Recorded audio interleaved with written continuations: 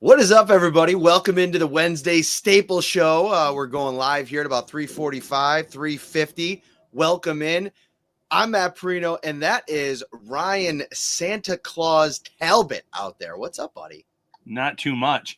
One person didn't know what the Spirit Day was today at work, and they thought I was a Nittany Lion. So I don't know how they got Nittany Lion out of this shirt that just says "just chillin'," but I'm wearing my Christmas best here for the show.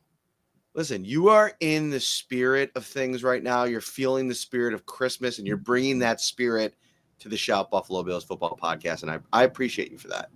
I do what I can. I'm also just getting very excited about those 2 weeks off coming up. It's right around the corner. Speaking about right around the corner, Christmas, Ryan, it's almost here. And you should take advantage of this if you're watching and you haven't done so already. You save on your groceries and all your holiday gifts with Christmas bonus right now happening at Tops Friendly Markets. Shop at Tops and save $10 at all your other favorite stores and restaurants. With over 25 gift cards to choose from, there's something for everyone on your list. And don't forget to treat yourself to some extra savings too. Save on great gifts like toys and games from GameStop or Toys R Us at Macy's, things for your home from Lowe's, that new big screen TV you want from Best Buy, and so much more just by shopping at Tops. Be Santa's biggest little helper with Christmas bonus from Tops. All right, Ryan, did you peep the headline on this thing? Yes, I did. I peeped it when it was up here at 3:15. Like I saw it, I'm like, okay, I'm ready to go.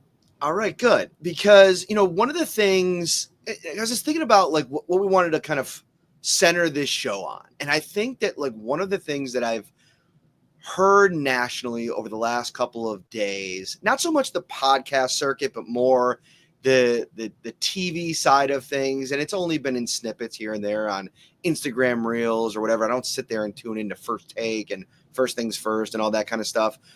But there seems to be this narrative that's happening right now, and rightfully so. Josh Allen has been such a one-man wrecking crew over the course of the last few weeks that I think this is a valid question. The context at which it's being asked, I don't think is always framed in the right way, and we can get into that in a minute.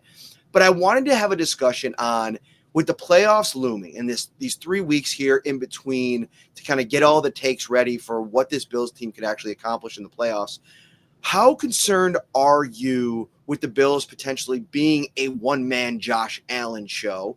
And have you seen enough on offense around him and then defensively with what they have in a few different spots to where you think this is a team that can go on a run, potentially make it to the Super Bowl? I think calling the Bills a one-man show is an insult to this roster, and that's nothing against Josh Allen, who is the MVP favorite. Whole article today, NFL.com, 22 of 27 executives voted for Allen to win the award based on how they think it's going to go. But no, you look at this roster, Matt, under Sean McDermott's coaching tenure here in Buffalo, they have never had a backfield that's been this good. I know they had LaShawn McCoy early on, and he was great in his own right, but the depth here has never been better with James Cook, with Ray Davis. And I know Davis has not done much as of late, but he had his moment weeks ago when James Cook was out of action, and then what Ty Johnson's been doing the last few weeks. This offensive line is superior to any offensive line that Allen has played in front, or had played behind, I should say, over the last few years. He has had so many plays where he's been able to make great throws and great reads because the blocking in front of him has been so great. So on the offensive side of the ball, this is not a one-man show. The compliments to Josh Allen make his life easier in the run game up front. And I get it. He doesn't have the greatest, supporting cast of weapons in the passing game, but he has some pretty good weapons. Khalil Shakir has emerged as a household name in terms of what he can do for this offense and how well he fits into this system. They have Amari Cooper, who no targets last week, but it would not shock me if this week he's heavily involved in the offense. He's so good at what he does. They're deep on offense. Now, defensively, are there some concerns there? Absolutely. They've given up 40 points the last 2 weeks, Matt, and the Rams are a potential playoff team, and the Lions are a team you think can make a deep run into the playoffs in the NFC, but you're going to be going against some really good teams here in the near future and come playoff time, and you don't want to find yourselves in those potential shootouts, regardless of what Allen and this offense can do. So there's definitely some valid concerns there, but what you saw out of Ed Oliver on Sunday, that's promising. The fact that they're getting a little bit healthier, everyone practicing to a certain extent today, that's an encouraging sign. They're without a lot of guys right now, too. So that's something that you have to kind of weigh when you're thinking about this. Yeah, I think you make a lot of good points. And, the thing for me, like the clip that I'm referencing that really caught my attention was Chris Broussard on First Things First. I'm not a huge fan when he talks football. I mean, he's a basketball writer from years and years ago that obviously has kind of made that transition into this media talking head. And, but the problem is when you have people on some of these big networks spouting off about these things, it tends to create these narratives more so than I feel like anything else in the media business. And the thing that stuck out to me is like, he called Josh Allen the greatest one-man show that he's seen in the NFL in a long time. And I think that there's merit there, but then he talks about like, there's no other players. Like you look at the Philadelphia Eagles and that's the team that he's picking as his top team in the league because there's guys, there's Jalen Hurts and there's Saquon Barkley and there's AJ Brown, right? There's all these big time pieces on that team. But I don't think the NFL is about pieces. I mean, some of the greatest Tom Brady teams were Tom Brady and a bunch of guys that like nobody else was clamoring for. Now, albeit Rob Gronkowski is one of the greatest tight ends that's ever been in the game. I get all of that. But I think if you're watching this offense from a unbiased viewpoint and you come away saying that it's not a Super Bowl caliber offense, you're literally lying to yourself. They are 130-point game from setting the record for 9 straight. No other team has ever done that in the history of the NFL. Now, the first 5 teams to do it, ironically enough, didn't win a Super Bowl. So maybe getting to the 9th will be the one that kind of changes the luck here for these kinds of historic offenses. But I think that it's not about all of the premier high-profile pieces, because what I think this Bills offense has proven is the ability to consistently move or the distribution of plays to their entire arsenal of weapons. And I think defenses are struggling consistently throughout the whole season of dealing with that freedom that Joe Brady has as a play caller and then the freedom that Josh Allen has as a quarterback. And the trust that he has in those players, the Mac Hollins of the world that, no one game plans for a Mac Hollins, but Mac Hollins seems to make some key grabs, some key blocks, does all the little things really well. And you see Dawson Knox really, I'm trying to think of the right word here. I feel like he was criticized a lot last year, drops and issues, and he had the wrist injury. He's been very clutch this year for this offense, and it hasn't been a big role, but especially when Kincaid was out, he can be counted on. So, it's tougher for defenses to game plan against because there isn't just that one guy to take out when it was Diggs and then make the other guys beat you. Everyone can beat you now. With the offensive line and the time Allen has to throw, he can beat you. He can take off and run. The running backs can all break off big plays. So this is not just one man and the rest of the team. And, I like the Patriots comparison that you said. For every, Rob Gronkowski that Brady played with, there was Ben Jarvis, Green Ellis, and there were guys that were just there. Deion Branch was a big name. He got a big contract, but he was never the same outside of, in my opinion, outside of that, Brady and things like that. And they always made other tight ends look good too. LG Crumpler and players like that. So, good quarterbacks elevate the play of the guys around them for sure. But a lot of guys have also stepped up in a big-time way for the Bills. And here's the other narrative I want to kind of put the kibosh on. I was actually listening to a 10-minute segment that Cam Newton did on the Bills and their Super Bowl chances, talking about Josh Allen, the play that he's had, and the fact that he's placed himself in the MVP conversation. But one of the things that he said is like, and I think it was also Pete from CBS Sport, Pete Prisco, said that, the Bills finally have to, knock off Michael Jordan. Josh Allen has to knock off Patrick Mahomes, who is the NFL's version of Michael Jordan, right? But like, I think this narrative out there that like Josh Allen has underperformed in these games against the Chiefs Right. is just like crazy to me. Like, go and look at his stats. I mean, the dude has 9 touchdowns in 3 playoff games against the Kansas City Chiefs. I think if you put his stats against the Chiefs in those 3 playoff games, just those 3 games against Lamar Jackson's entire career, you'd be absolutely dumbfounded at the juxtaposition of those numbers. And Cam said something else about like Josh Allen, who doesn't have any all pros yet. That's a fact, right? But he said he hasn't had the career that Lamar Jackson has had. Listen, I'm not downplaying the MVP season for Lamar Jackson. Right. He's been excellent. He's been a transcendent talent. But if we're talking about playoffs, there's only one quarterback in the modern game who's been better than Josh Allen in the playoffs, and that is Patrick Mahomes. Josh Allen has 21 touchdowns to 4 interceptions in the playoffs. He's responsible for some of the most historic playoff performances over the last 7 years. And I just think that it's lazy. And part of this, I'd push back to players is like, I get it. They get into the media business and it's all about the takes these days, right? Throwing out whatever's going to be clippable. But come on, man, like go back and just look at any of the numbers and bring some of those numbers into your argument. Josh Allen has been the number 2 quarterback in the playoffs of the last 7 years, second only to Patrick Mahomes. And listen, when he's played against Mahomes, he's gone blow for blow, and it's been other parts of the team that have let him down. Yeah, he's had them in position to win those last 2 playoff games. Obviously, the 13 seconds last year had them set up for a game-tying field goal. He's done everything you could obviously ask for, and it's been other elements of the team that have let him down. He hasn't shown up in laid an egg in the playoffs the way Lamar Jackson has at times. And I get it. It's a team sport. There were some drops for Baltimore last year, but there's something where the defense holds teams to like 13 or fewer points, and they're still losing these games because come playoff time, Jackson and that Ravens offense becomes allergic to scoring. So when you're comparing those 2 players, Lamar Jackson is a very special quarterback. And all week this week, because of the Bills doing this, Bills fan doing a community note on this post for Lamar Jackson, I've had Ravens fans in my mention all day, every day.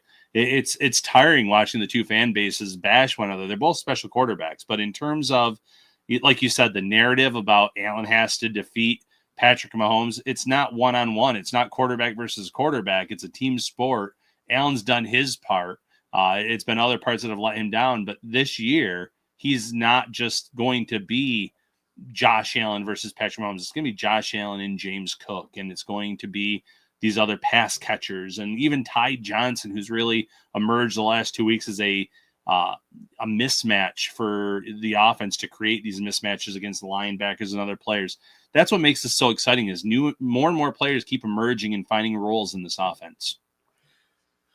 What do you think is more likely right now? Because let's just say, for argument's sake, the Bills finished in the 2nd seed and the Chiefs finished in the 1 seed, and the only way those teams can play in the playoffs even is in the AFC Championship game in that scenario.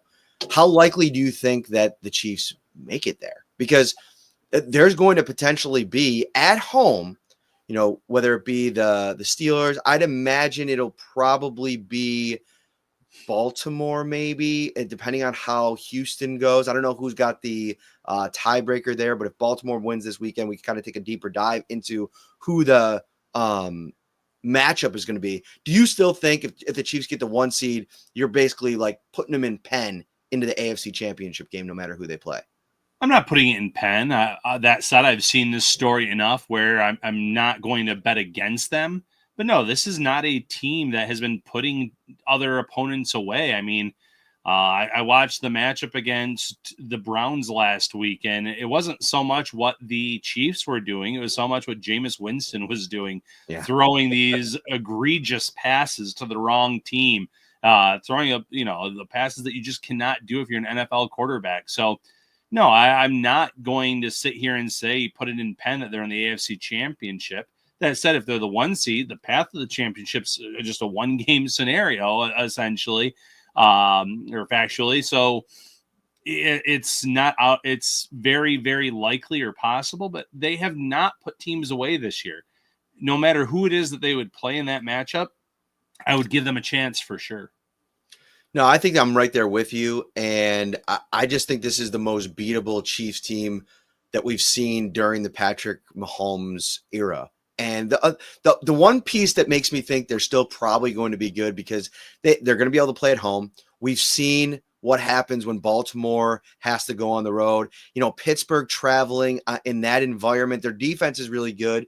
But I think I trust Patrick Mahomes more in that situation than I do Russell Wilson. And we've just seen like just the inconsistency of their offense. And, maybe there's an upset. Maybe there's a team like the Los Angeles Chargers that forces their way into that matchup. To be honest with you, the Chargers over the Steelers, I think would be a more interesting matchup against the Chiefs on the road in the playoffs. There's the familiarity there. There's the Harbaugh factor. I guarantee you after they just got plucked or what's the word I'm looking for? They got absolutely pounded by the Tampa Bay Buccaneers, dude. Oh my gosh. I looked at that box score. I still haven't watched that game back. My plan is to watch that this week, just in case the Chargers end up being a first round matchup for the Bills. I want to do a little bit more due diligence on them ahead of time. And the Tampa Bay Buccaneers had their way with the Chargers defense, which to me, that's shocking because of what Jim Harbaugh brought to them. But I would like to see how they respond and what that potential matchup could look like in the playoffs. And if I'm not mistaken, the Chargers and the Chiefs, they still play one more time this season? They do not. The Chiefs Okay. have the Texans, the Steelers, and the Broncos, which There is you a very tough slate of games for the final three, especially if you don't have Mahomes at 100%. He's practicing. He's already saying the ankle's responding really well. He seems to do one of these ankle injuries every year where he acts at the time like it's like a serious injury, and then he's just all of a sudden better again. So maybe this is just his yearly routine to kind of psych himself up for the playoffs. But if he is at less than 100%, I could see the Texans defense giving him some fits, and definitely the Steelers defense here in the near future. Denver too. I mean, those are three tough teams to go against. I like all the comments here in the chat. By the way, what mall is Ryan working at? Olean Mall. 7 people in there daily. So it's an easy job. I just took a break. So are you going to walk through any public places with that thing on outside of school today? Like you're going to go to dinner in that thing or maybe down to the bingo hall, anything like that? So my daughter has her chorus concert tonight, All and right. tons of people show up to that. I would wear this 100%. But we also did our popcorn fundraiser today, so I smell like popcorn. So probably going to change, but that's the only reason. I'm not ashamed of wearing this out in public. And I don't want you to steal any attention away from the kiddos. Okay. That's Like right. you don't need to That's be true. like sauntering around in the halls there. Everybody saying, look at Ryan in his Right. cute little sweater. And it all becomes like a talking point. Relax a little bit. Let the kids have their moment. That's right. That's true. Very good point. Very good point. Thank you for joining us. Staple Show here. We'll get into some weekly business here with the Bills. I just thought that would be a fun conversation to have. And, I know it's a lot to kind of keep the national stuff off the scope of what you're consuming. It pops up in my algorithms all the time, and it could be like, all right, enough already. But anyway, let's move on to the stuff this week. Before we do, you could become a Shout Buffalo Bills insider right now by texting 716-528-6727. It's a 2-week free trial, then it's $3.99 a month after that. The Shout text line is brought to you by Carrie C. Byer, attorney with the law offices of Francis M. Litro, located at 237 Main Street in Buffalo, New York. If you or someone you know is seriously injured, give him a call, 716-852-1234, or check out litrolaw.com. I see Pops Mafia asking about the Patriots offense. Great question. Tune in on Friday when we do the Patriots preview show. We'll get into all the stuff that we've been studying about the Patriots this week. And it's a fun one to get into because obviously the Drake May conversation, I want to have a long one on Friday. And then just different elements of their team, their run game, there's some juice there. And obviously going up against the Bills, that's always going to be a talking point. So we'll get into all of that on Friday. But the Bills did a walkthrough on Wednesday, which is customary late in the season. Sean McDermott usually holds Wednesday walkthroughs here. And the injury report came out and everybody practiced in some capacity. But the list of limited players, I think, was interesting. So you have Rasul Douglas, knee injury, DeMar Hamlin, rib injury, Matt Milano listed as a groin, which he left the game for the other day, and biceps. So I don't know if that's a re-aggravation, if they're just putting biceps because he's been coming back from that all season long. I'm not sure. We'll get maybe clarification from that from Sean on Friday. Taylor Rapp neck, Curtis Samuel rib. Curtis Samuel can just not stay off of the injury report. It's a new ailment every week. Yeah. And then Dorian Williams with the elbow, he was limited as well. So obviously the linebacker situation is something I want to start on. I texted out to our insiders earlier today. I go very slow on Matt Milano because I don't think that you want to risk him running around out there already kind of not firing off the same way that he did before the injury, but now dealing with a groin. That worries me a little bit. I got a little pushback in the insider chat line, though. It's like, sure, I get that. Keep him healthy, get him healthy before he comes back. But he also needs to get up to speed and he needs to get those reps. So I feel like you're juggling those two things this week. What's your outlook on Milano, and how much is that impacted by Dorian Williams dealing with his elbow injury? Now, he returned to the game on Sunday, so you'd probably think he's in a good position to maybe make his way back and be able to start if needed for Milano. But how do you look at this situation at linebacker? Yeah, I look at the situation with Milano as a give him this week to kind of rest. Groin injuries are tricky, especially a guy that is just coming back. I know he was coming back from the biceps injury, but he's been out of action for several months, and you don't want him running around on that, especially if you're worried about him having any kind of re-aggravation or making it worse. So that's kind of the route I would go. Dorian Williams being able to come back into last week's game toward the tail end gives me the optimism that he can play in this. Having an elbow injury, though, that concerns you about the tackling aspect of the game, obviously. Will he be as effective as a tackler? Then you have Balen Spector, who I'm trying to give him some grace. He had just come off the IR last week when he was thrown into action in that game against the Lions, but he's just was out of place. He was struggling. It seems to kind of be the story where we see the athleticism in the summertime. We see some of the flashes, but in those moments in games, he hasn't really been able to show that in when it really matters most. So definitely some concern there, but of those two linebackers, Milano is definitely the one that I would say, let's sit out a week. Let's try to get this thing better. And you and I do not know the severity of the groin injury. It might be something very minor where the Bills are going to play him this week. But if it's something where, like we saw last week, it kept him out for a good chunk of the game, you give him that one extra week here to rest. I want to bring something up that just kind of got onto my radar here, and we'll get back into injuries in a minute. Barry Jackson, Dolphins columnist in Southern Florida, tweeted this about 40 minutes ago. Whether Calais Campbell will finish the season in Miami is fluid situation. We'll be here at least as long as in playoff contention, but if the Fins are eliminated, Dolphins releasing him to join a contender still in play. Ryan, I got the big two eyes emojis on that kind of tweet because to me, Calais Campbell and what he's been this season as one of the stable heavy production players on that defense at a position of need. I think that if you're Brandon Beane and that move happens, you do everything. You move mountains to try to bring Calais Campbell into Buffalo because he's so consistent against the run. I think he can play a little one tech, play a little three tech. He can do multiple things. He brings the kind of size that I feel like the Bills are lacking at the position outside of Jordan Phillips. And to me, it's kind of like a Daquan Jones contingency plan. I thought Jones played better last week. I haven't gone back and watched the full game yet. It's been a busy couple of days, but I still don't think he's at the level that he was last year, whereas I feel like Campbell has been consistently excellent, borderline elite in some games. Unless the Bills can find a way to take the internet away from 30 NFL cities, I don't see a scenario where this happens, unfortunately. I would love Campbell to be in Buffalo for a playoff run. There's going to be multiple teams that would put in a waiver claim for him just to block him from joining the Bills, I would think. And there's going to be some playoff contenders and, wild card teams and things like that will just, put him in because he does make their roster better. That's the downside of this. After the trade deadline, obviously everyone has to go through that waiver process, and I would love it. I just don't see it happening. Yeah.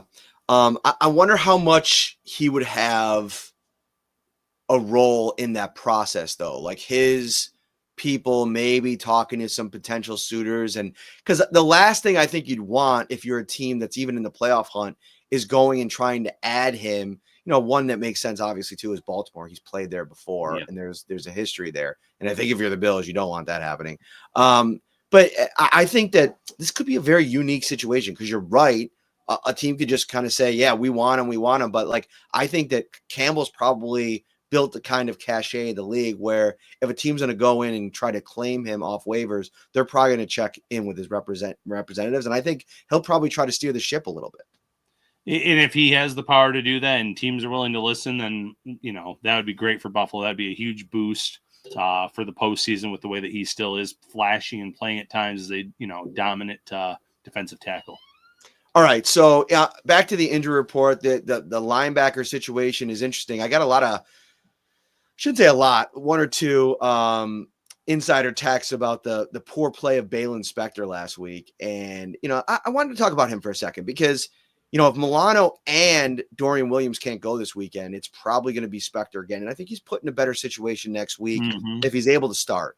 Like, I don't think we should downplay what the guy's gone through this season. Listen, I know he gets hurt every single season, but to come off the couch when you've been on IR for 4 weeks, you just started practicing, you get your first game back on the active roster, and you're thrown in a backup role. You're thrown into the game after it already starts, moving pieces around. And, that's a hard spot to get thrown into. He's struggled in that spot before this season.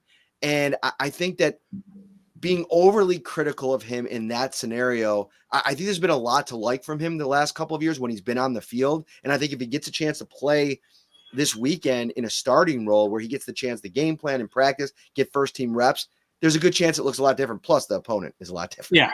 Reps matter, opponent matters. And, take nothing away from Drake May. I've enjoyed watching him play this season, but the Patriots team as a whole is still a work in progress.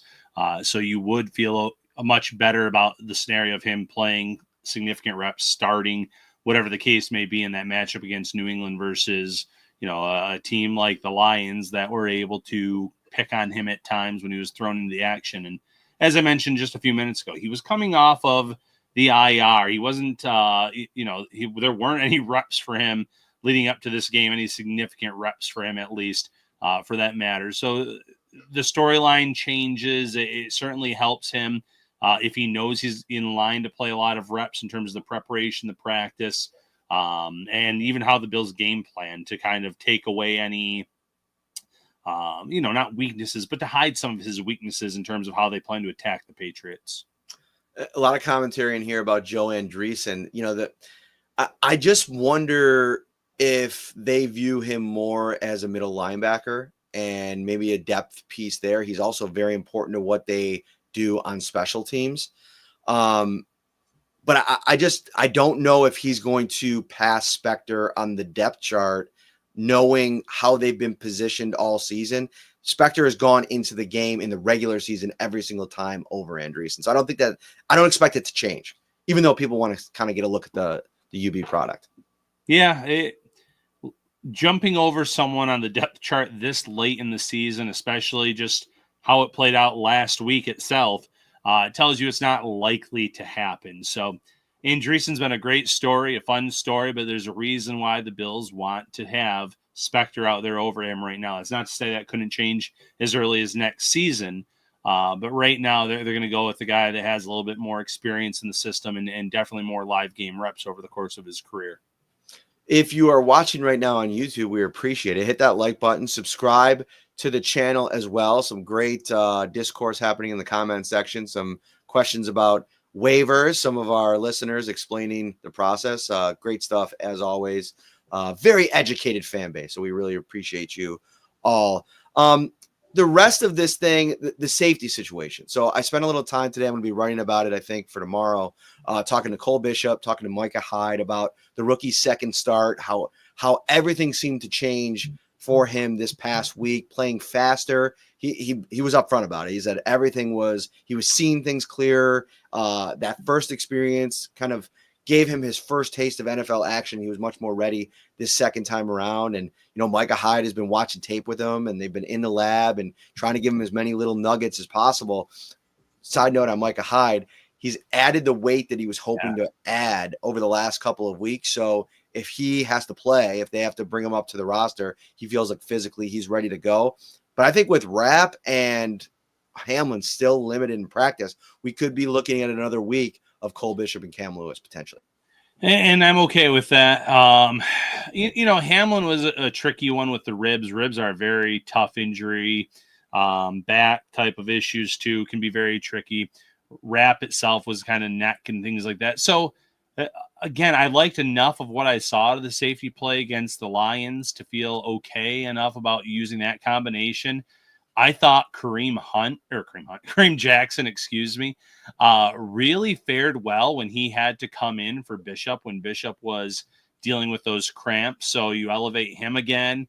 I'm for that situation if need be. I think they still have enough guys and enough depth there in this situation. And I get it. The Bills still have a chance at the 1 seed. They don't want to fall back and open up the possibility for the 2 seed to go to Pittsburgh or anything like that. But you also have to think in terms of your best interest come playoff time. You want to have Taylor Rapp, Damar Hamlin, and everyone else that's banged up right now as healthy as can be. So these are the decisions you have to make at times, the tough calls, the tough decisions. I thought that safety duo was fine on Sunday against the Lions. This is a passing attack coming up on Sunday that has a lot less weapons, a lot less of a big playability than what they were obviously worrying about last week. It was funny to see Kareem Jackson get into the game for just a handful of snaps, and one of them he absolutely blew up. I think it was Amon-Ra St. Brown, but Tim Patrick actually over the middle, and it's just like any way that he's able to just unload on a guy in any kind of situation, like that's what he brings to a defense. So he could obviously be up again. Some roster moves yesterday, Ryan, that I think one was very interesting in that the Bills activated Tylen Grable, which I think everybody was waiting for and expecting. The decision to release Casey Toohill was met with some puzzled reactions from Bills fans. And it made some sense for me because with Dwan Smoot back in the mix, he's definitively over Toohill on the depth chart. And they have a rookie in Javon Solomon who, go back and watch the end of that game. Very interesting rep, absolutely blowing by Penei Sewell in that rep. Now, he landed at Jared Goff and wasn't able to tackle him. Von Miller joked today. I asked him about it, and he said on tape, when they were watching it back in the meeting room, you could see on tape on their special cut up, he was closing his eyes when he got there. And he's like, dude, you can't blink in that spot. You got to keep your eyes open. You got to get your hands around the guy. And I talked to Javon Solomon about it too. And he's like, it made him sick that he didn't make that play, but some stuff to build around. And I think, like, if you're the Bills over the next 3 games, what are you valuing? You are valuing important reps for some of your depth players against some lesser opponents. And I think if you can just kind of see a full kind of array of snaps for Javon Solomon, where he's at, you prioritize that. And Casey Toohill is a vested veteran. I'm pretty sure you can give him a handshake deal. Say, let us bring you back to the practice squad. We'll have unlimited limitations. We still love what you bring to our team. If an injury happens, you'll be back in the mix. It's a numbers game right now. I think the Bills can go that direction. I wouldn't be surprised if he lands back on the practice squad here in a couple days. Just what I was about to mention. You think he's a guy that would clear waivers, wouldn't get a claim put in on him. Maybe a team does. Never say never, but if he clears waivers, you'd think the Bills would prioritize adding him to the practice squad, just like they did with Will Clapp yesterday or 2 days ago, whenever that was, and Jalen Virgil. They want to keep as many of these guys that were on the main roster on the overall roster as possible. So, you mentioned it. Smoot's the main reason why they felt good enough about releasing Casey Toohill in that situation. But shout out to Chris Trapasso of CBS Sports. He had a nice little tweet yesterday. Javon Solomon has 5 pressures this season on 38 snaps, pass rush snaps, whereas Toohill had 4 on 98 pass rush snaps. So, I mean, you're talking 60 less pass rush reps and 1 more pressure. So you like the juice that Solomon has as that guy that maybe picks up a few snaps per game. You love what Smoot brings. They've loved Smoot all summer long. And rightfully so. He's really stepped up. I wasn't sure he was going to come back from the injury of 1 year ago. And he's been great for the Bills in terms of a depth piece. I know the stats aren't necessarily there, but he does a lot of really good things for this team. He only played Smoot played 37% of the snaps. Epinesa finished with 66% of the snaps. Yeah. Number 2 on the at defensive end behind only Greg Rousseau, who was at 71%. I could see those numbers getting closer together by playoff time. Epinesa and Dwan Smoot. And I think they're going to want him on the field in multiple situations. Pops Mafia asks, how can they get more out of AJ Epinesa? And listen, I think AJ Epinesa is who he is at this point. Like, I don't think that we're going to be able to reinvent the wheel when it comes to describing what he could potentially be. When somebody shows you over the course of 5 seasons, 6 seasons, who they are, believe them. Like that is who he is. He's going to have spikes in production. He's going to have big time moments in games at times, but the consistency to do it week in and week out over a long period of time, it's just not there. So you got to hope you get a game or two of a healthy AJ Epinesa against the Chiefs, the Ravens, a guy that will consistently set the edge. I thought it was interesting watching the Patriots last week. And again, I don't want to get too much into the preview show, but I'll give this piece of it. There was an edge rusher, or might have been a linebacker. I think it is. What's the guy with the same 2 names? Oh, it's going to bother me now. Yeah. Taki. That's his name. Oh, okay. Ross Tucker was very critical of him on the edge because a few times when he was supposed to kind of set that edge and get to the outside and force the run back inside, he crashed inside as the last line of defense, and it allowed the running back to get out in space and get a ton of extra yards against James Conner, the last guy in the world you want to give those kinds of opportunities to. Right. So that's going to be something to watch this weekend. But from a Bills perspective, you could trust AJ Epinesa in all those spots, not to put your run defense in a bad spot with how he plays the edge, sets the edge, and contributes in the run game.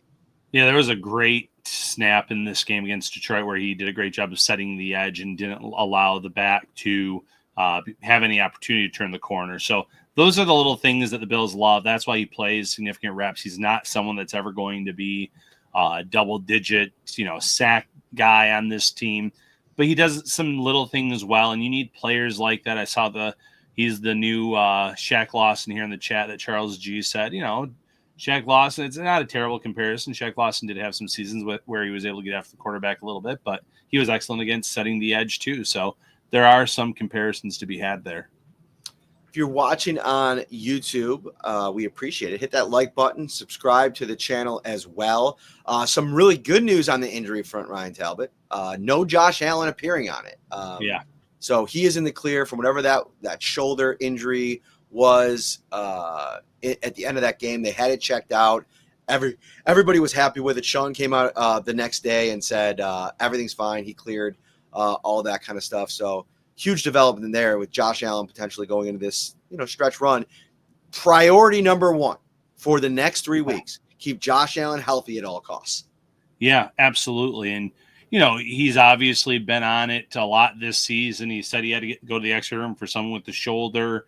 To not even be on there with like shoulder soreness or anything like that, that's a great sign. Very promising sign. You need him healthy come playoff time, and not having him on the injury report is what you want to see over these last few weeks. What I want to see over the next few weeks is everybody rushing on Sunday. And I don't know if the final game is going to be on a Sunday, but there's potential there. And what's best on Sunday, Ryan Tell. What's best on Sunday? Sunday? Breakfast pizza.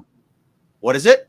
Breakfast pizza. Oh, breakfast pizza is the absolute best on Sunday. You know what else? What else is good on Sundays, Ryan Talbot? What isn't good on Sundays from Tops, Matt Parrino? Dude, I'm setting you up here. You're missing the slam dunk, the grand slam. Come on. Slider Sunday. Get ready for Slider Sunday your way with King's Hawaiian at Tops. Every Sunday is an opportunity to enjoy delicious sliders made your way, and now you can win big while doing it. Vote for your favorite slider weekly, and you can have a chance to win tickets to what, Ryan? You tell me. The big game. Grab your favorite King's Hawaiian products from Tops and craft the ultimate sliders to make your Sunday even more special. Where should they go to get more information on Slider Sunday? Tops.com. Topsmarkets.com. You are an absolute stud. And I got to tell you right now, you should go out in that sweater to Tops Mm. and no jacket. It's cold out, but you could do it. Just walk Okay. around, strut your stuff. Ring the Report bell. back. Let me know how I it goes. bet they have a bell in there. I could ring for a few minutes. Salvation Army. There you go. Do my good deed. We'll see you on Friday. Preview show. Bills, Patriots. We'll get into it. Until then, have a great week, everybody.